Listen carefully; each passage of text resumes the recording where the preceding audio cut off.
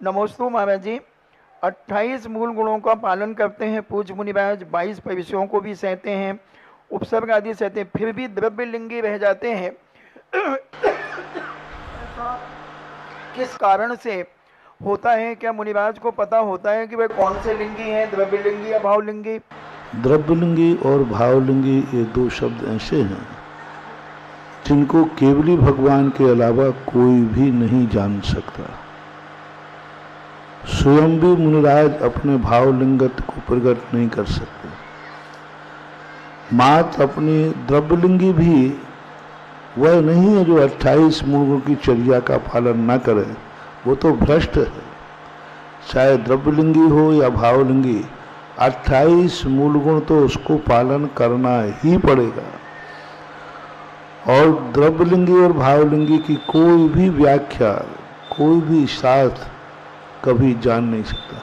सम्यक दृष्टि कौन है ये किसी ज्ञान का विषय नहीं, मात केवली भगवान। भावलिंगत्व गुणस्थान कौन सा है इसको कोई भी जान नहीं सकता। मात अपने चरणानुयोग के अनुसार हमारी क्रियाएं आगम के अनुसार हैं, हमारे परिणामों में क्षमता भाव है, हमारी परिणामों में कषाय आदि की निर्वृत्ति है, हम सही आगम के अनुसार चर्या पालते हैं, तो ये मान लिया जाता है कि ये भावलिंगी है। सम्यक दृष्टि भी उसी को कहा गया। पंडित जी टोडरमल जी साहब ने मोक्ष मार्ग प्रकाशक में बहुत अच्छी बात कही।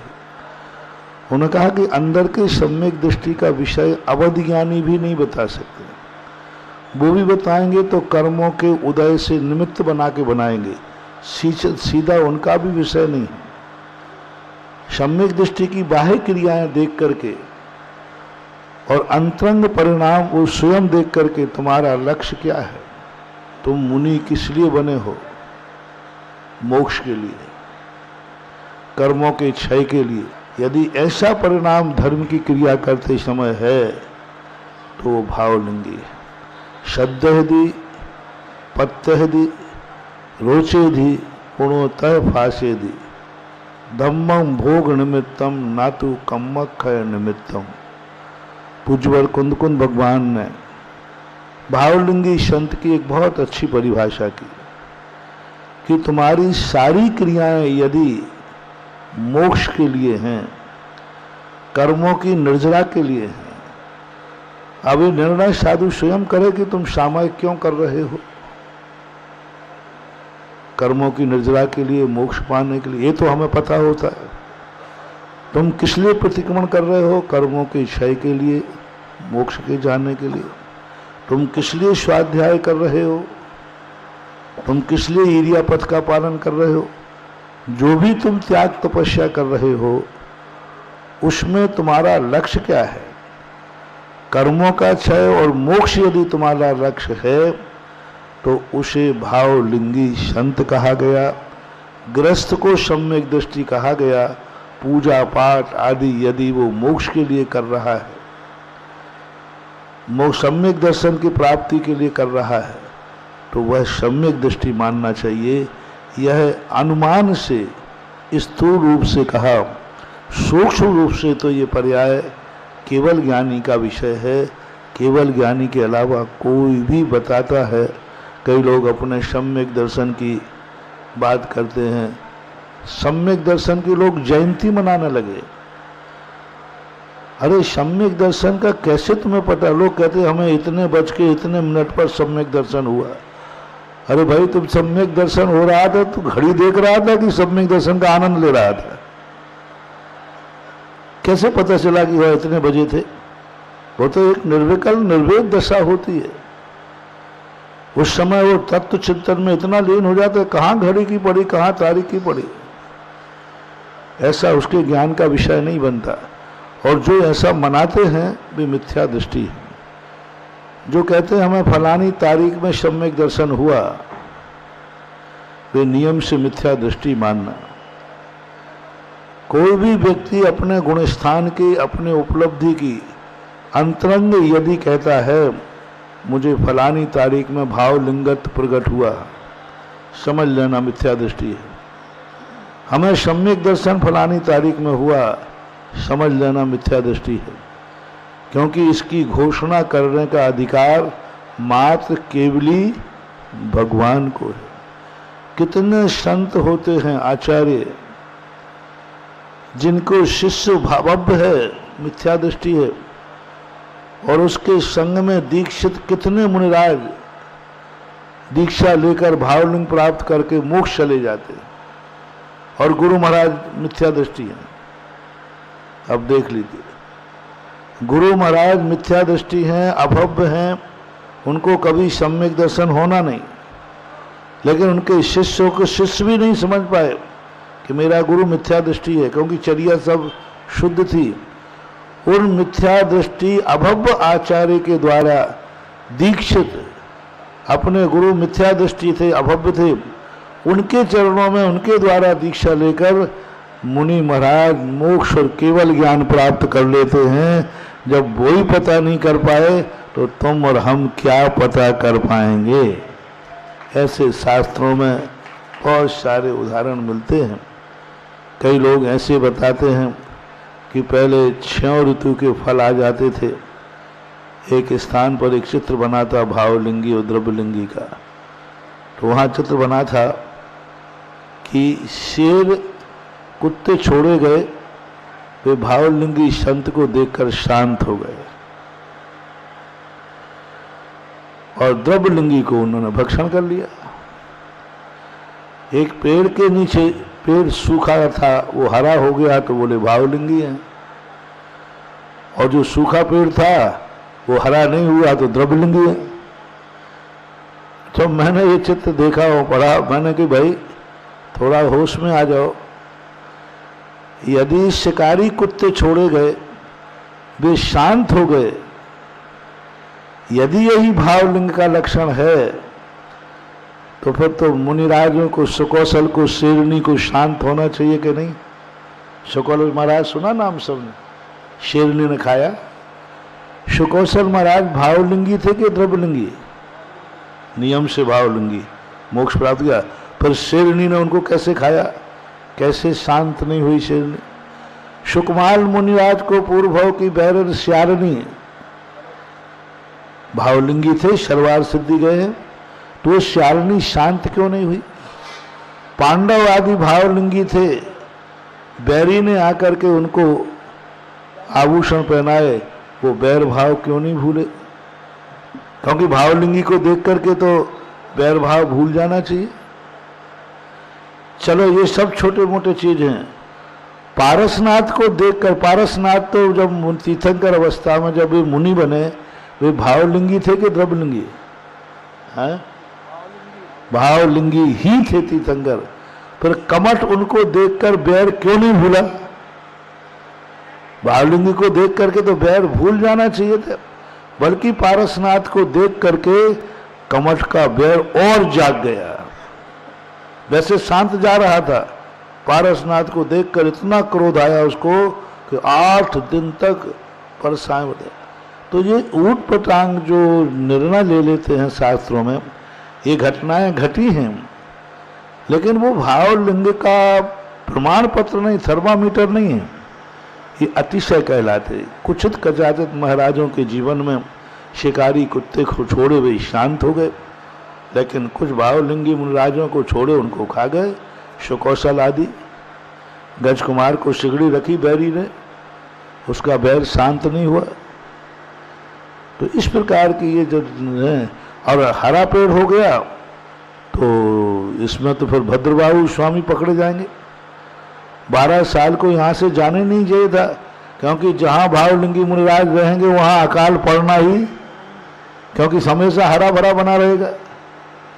पर भद्रबाहु स्वामी तो परम भावलिंगी थे, वो क्यों यहाँ से दक्षिण भारत की तरफ गए। तो ये प्रसंग जो हैं, इन पर बड़ी सावधानी से रखना चाहिए, कहीं ऐसा ना हो जाए कि हमारे कुतर्क, हमारी स्थितियाँ सच्चे मुनिराज को हम खोटा मान लें और एक सच्चा मुनिराज हमारे आँखों से निकल जाए और हम उसको द्रव्यलिंग भावलिंग के रूप में रह जाए। बहुत बड़ी भूल हो जाती है। कहीं ऐसी प्रवृत्ति हो गई, कहीं तो बहुत बड़ा अनर्थ हो जाएगा। हमें हमेशा आगम के परिप्रेक्ष्य में देखना चाहिए। शास्त्र क्या कह रहे हैं? उत्कृष्ट अलग चीज है, उत्कृष्ट ही चर्या होती है। 100 ही नंबर होते हैं नहीं, 99 भी किसी को होते हैं, 95 भी किसी को होते हैं। नंबर कम-बढ़ होना अलग चीज है और फेल पास होना अलग चीज है। तो ऐसे निर्णय हमारी जिंदगी में, क्योंकि पंचम काल में उपसर्ग तो हैं। पूज्यवर कुंदकुंद भगवान ने स्पष्ट लिखा, भावलिंग की चर्चा नहीं की उन्होंने कहा है, सहज उपन्नम रूपम दट्टूणम जो न मन्य मत्सरे सो संजम परिवर्णो मिच्छा इट्ठी हवई जीवो। इस कलयुग में दिगंबर यथाजात मुद्रा को देख करके जो माश्चर्य भाव आदि परिणत होकर के उनको नहीं मानता है, नमस्कार आदि नहीं करता है, सो वह नियम से मिथ्या दृष्टि है। कुंद भगवान कह रहा, मैं नहीं बोल रहा। सहज उपन्नम रूपम दट्टूणम जो न मन्य मत्सरे सो संयम परिवर्णो मिच्छा इट्ठी अभय जीव। जो ये कहते हैं पंचम काल में मुनिराज नहीं होते, ऐसा मन में भाव भी आ रहा है, नियम से उसको मिथ्या दृष्टि ही मानना, ऐसा भाव मिथ्या दृष्टि को ही आता है। पंचम काल में मुनिराज नहीं होते हैं, ऐसी धारणा जिनकी है वे शुद्ध मिथ्या दृष्टि है। कुंद भगवान के अनुसार सो संयम परिवन्नो, कितनी बड़ी बात। सहज उपन्नम रूपम दट्टुणम, यथाजात मुद्रा को देख करके जिनके मन में ऐसा भाव आता है उनको कहा सो हवई मिच्छा इट्ठी। कितना बड़े प्रमाण पत्र पूज्यवर कुंद भगवान अष्टपहाड़ की ये गाथा है उसमें एक दिया है।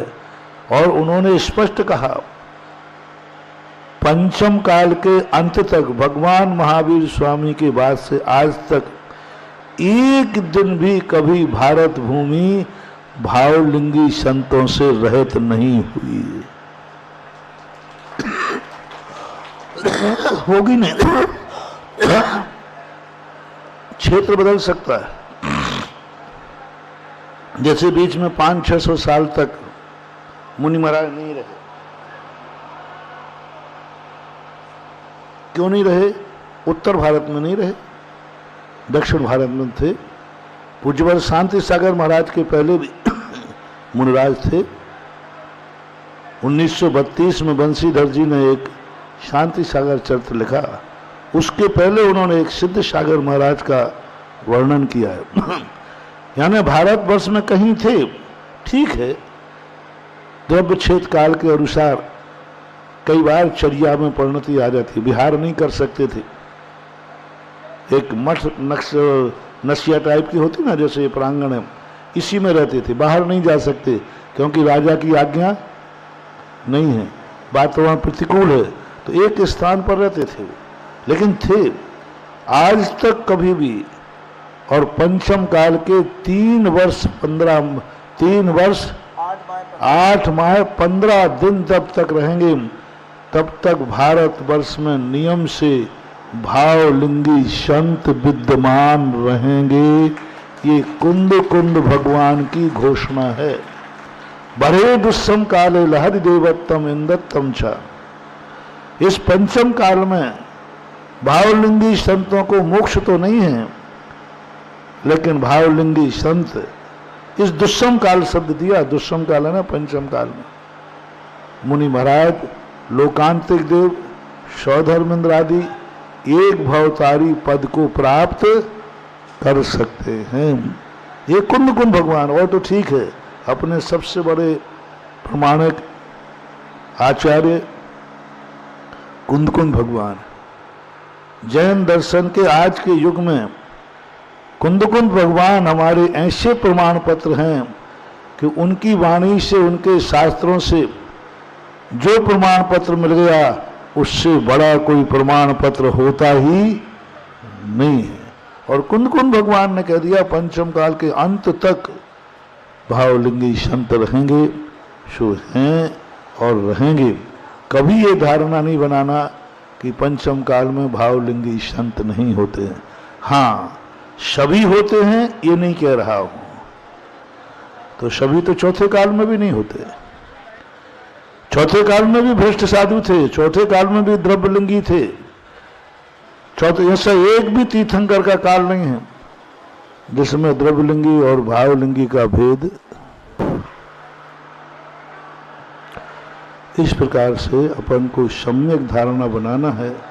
पंचम काल है, वैसा ही अपने बीच में तीर्थंकर नहीं है, भगवान नहीं है, और अपने पास जो कुछ भी है इस पंचम काल में कोई थोड़ा भी चारित्र का पालन करता है, थोड़ा भी चारित्र में आगे बढ़ता है, तो हमेशा अवभाग्य मान करके स्वीकार करना चाहिए। हीन संगनन के साथ कोई चारित्र को अंगीकार करता है, बहुत बड़ी बात मानी